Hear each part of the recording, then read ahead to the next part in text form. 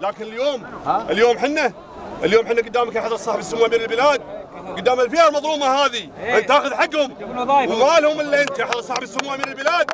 لا حنا نقول الناس هذه مو محتاجه بس تاكل، محتاجه توظف، محتاجه تفرجون عن معتقلينها. المعتقلين قاطينهم في السجون ليش؟ عشان كلمه الحق. اليوم صارت كلمه الحق، اذا قلناها كلمه الحق صارت ممنوعه في هذا البلد.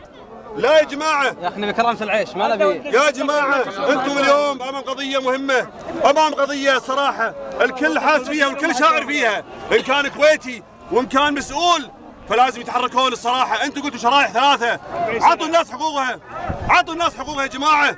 وين الفضاله؟ عطوا الناس حقوقها. ما يشيلون 40 سنه يقول لك والله انا اسباب المشكله. الحين يا اخوان يا اللي يشوفوني خلف الشاشه اليوم، الاعضاء وين الاعضاء ولا بشيء يا اللي يشوفوني خلف الشاشه اليوم، اللي نجح بالاختبار مو وزاره الداخليه، اليوم اللي نجح بالاختبار البدون عبروا بكل سلميه، عبروا عن مشاعرهم وتكلموا من الصحافه وتكلموا من الاعلام وتكلموا باعلى صوتهم ونادوا حريه وقالوا كل الشعارات وخلصوا مظاهر اعتصاماتهم في كل سلميه وانفضوا. لا يقولون وزاره الداخليه احنا اللي نجحنا، لا البدون اللي نجحوا. ليش نجحوا؟ لأن بدون سلميين، هالقبائل وهالحمايل وناس عارف الأدب